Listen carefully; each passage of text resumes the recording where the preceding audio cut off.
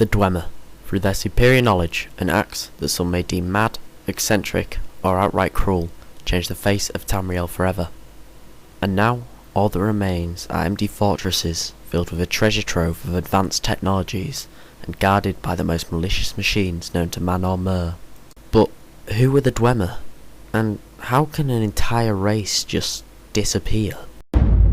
The Dwemer, dwarves, or deep elves, are a race of mer, or elves, and like all mer, they are remnants of the early Altmer, who disbanded and formed many different species of elf that we know today. The other kinds of mer gave these elves the name Dwemer, as it roughly translates to people of the deep, for obvious reasons. Known as dwarfs to men, this has created a misconception. Like all elves, the Dwemer are around the same size as most other races on Tamriel. The name dwarf was given to them by a group of giants living in the mountains between Skyrim and Morrowind. Even today, little is known about the Dwemer, as there are none alive, and the only records of the Dwemer are those by their enemies, and are therefore not reliable. It's believed that the Dwemer, being descendants from the magic-strong Altmer, possessed an ability called the Calling. This allowed them to telepathically communicate with one another, and sort of explain why there's little Dwemer literature, and what there is, few can read. The Dwemer culture was one built on intelligence. The most prestigious positions in the Dwemer society were the High Priest, General, Lord, Councillor and Protector. As well as this, there was a Chief Tonal Architect, who specialised and oversaw magical technology. The Dwemer differ greatly from the other races of Tamriel in a range of ways. One key reason is their views on religion.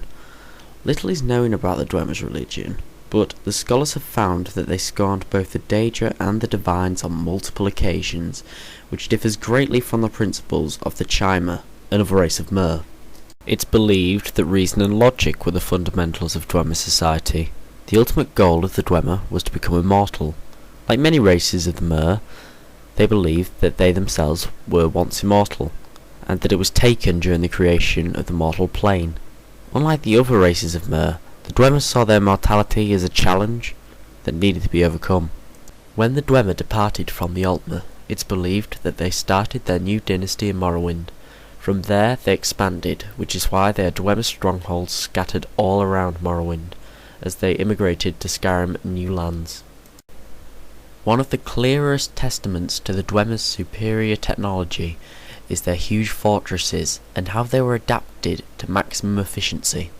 In the old stories, when the Nords came to conquer it, it's said the Dwemer submerged the entire city beneath the sea until the invaders gave up.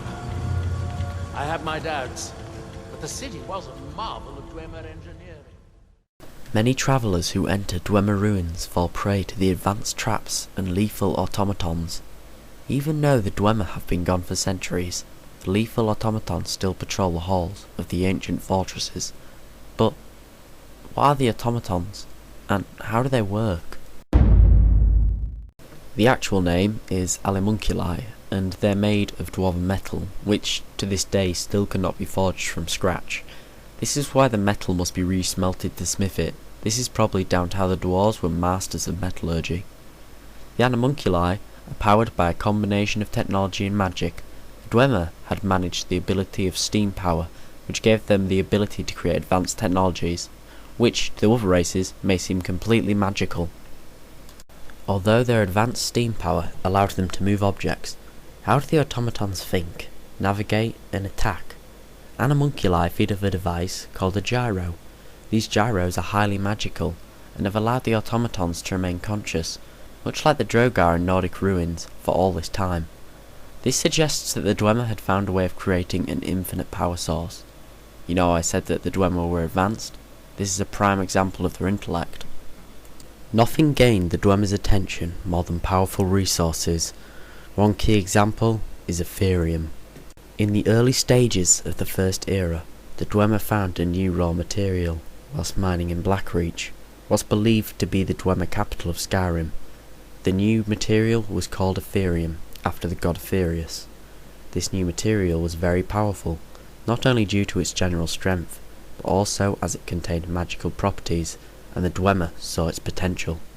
Immediately following the discovery of the Aetherium, an alliance was founded between Blackreach, Arkanthams, Ralbafar, Mazult, and Bafarzel. In this alliance, Arkanthars oversaw the project and served as the main research point, and Mazult served as a storage site, whilst Ralbafar was the main source of Aetherium. The main issue with the Aetherium was that due to its qualities, it was impossible to craft, but the Dwemer were nothing if not productive. Enter the Aetherium Forge. Beneath the vault, the Aetherium Forge was constructed. Here magnificent tools were made under very precise conditions, and guarded by a giant animunculi known as the Forge Master that dwelled in the magma. The tools that were made at the Aetherium Forge held immense power. We actually see this in Elder Scrolls V Dawnguard DLC, when we can choose any one of 3 tools to be made at the Aetherium Forge. As we find in history, power changes things, and as advanced as the Dwemer were, this rule still applied. After a short while, the Dwemer city-states of Skyrim who were involved in the Aetherium project declared open civil war on one another, each trying to take power over the Forge. As decades passed, the Aetherium Wars raged on. With the threat of invasion, each Dwemer city-state started creating more weapons with the Aetherium Forge, making more efficient yet more unstable killing machines to contribute to the city-state's war effort. Whilst the Dwemer city-states tore each other apart over the Aetherium, the High King of Skyrim, Gelia, started a vicious campaign to rid the elves from Skyrim. The weakened and separated Dwemer were no match for the relentless Nord armies, and within 3 years the defeated Dwemer had returned back to Morrowind. The relentless Nords pursued the Dwemer in an invasion of Morrowind. The only way the Nords were repelled was in an alliance between the Dwemer and the Chimer, another race of elves. They come back into the story later. Anyway, the alliance between the elves was strong, and the first council was born between General Nerevar of the Chimer and Dumak Dwarf King. Although the alliance saved the elves from the Nordic invasion, not everyone was happy about the alliance. Cultural differences, particularly between religion and how the Dwemer discarded it. When the alliance was founded, the Dwemer Lorkhan clan refused to ally themselves, and they are said to have thrown their legendary warhammer, Volendrung, across Tamriel, where it landed in modern-day Hammerfell, where they fought against a powerful mage, Shalador. Although the Dwemer worked progressively with the Chimer, the same could not be said for other races of Mer. Remember when I said that many of the Dwemer's acts could be seen as outright cruel? Well, the events that led to the War of the Crag are a perfect example. When Ysgramor and the 500 companions came back to Skyrim to take vengeance after the Night of Tears, a genocide carried out by the Snow Elves on the early Nords, the Snow Elves found themselves completely outmatched as the Nords committed their own genocides all across Skyrim. Eventually, the Snow Elves decided that they had to stop the Nordic onslaught, and they went to the Dwemer to ask for refuge, probably thinking that an alliance would come naturally due to their shared heritage. Unfortunately for the Snow Elves, the Dwemer gave them refuge in their vast underground fortresses, and fed them mushrooms native to Blackreach. What the Snow Elves didn't know was that the mushrooms were toxic and made them go blind. The Dwemer enslaved the blind Snow Elves, and after generations they became a twisted race known as the Falmer, or the Betrayed. This in many ways explains the abundance of Falmer tribes in Dwemer ruins today. The War of the Crag began after years of tyranny under the Dwemer when the Falmer started a rebellion.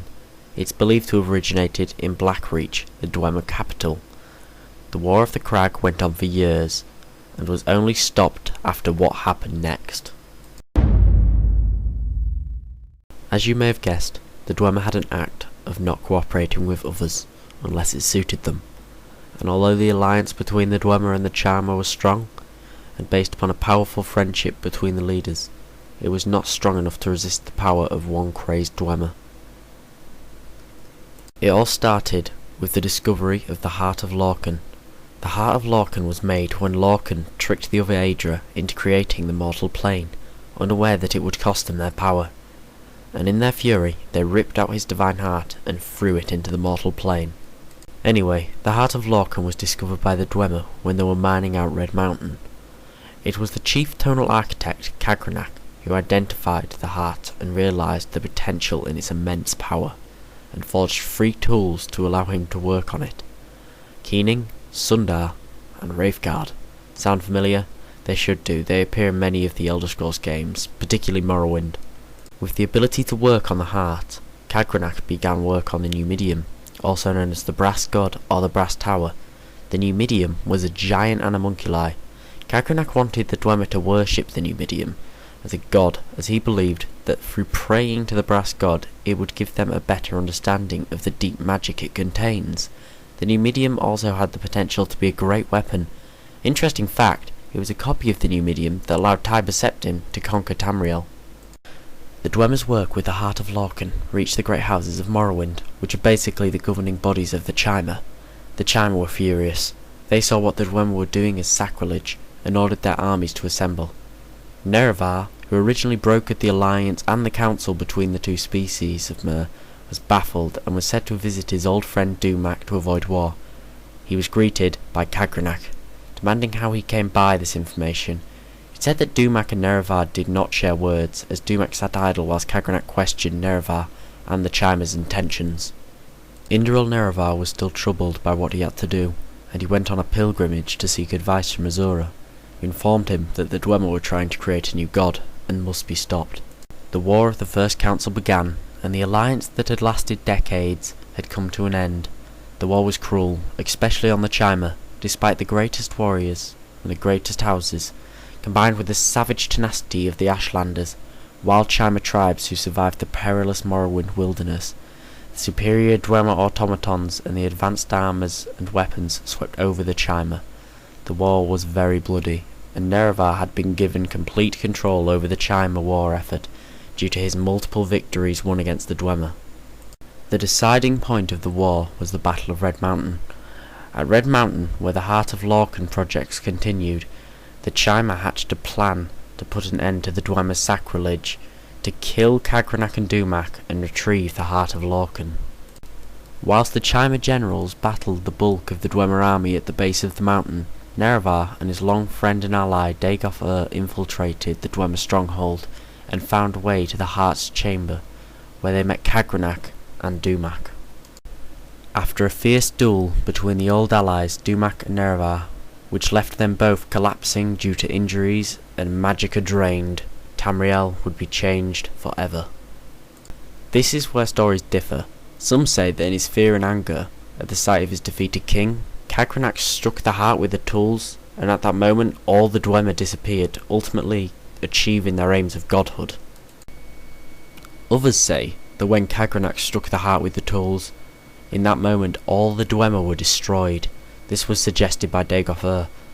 All that is known for sure is that the Dwemer were gone, and when the Falmer charged the front lines, all they found were empty suits of armour, ending their slavery. Ultimately, it's not known what happened to the Dwemer.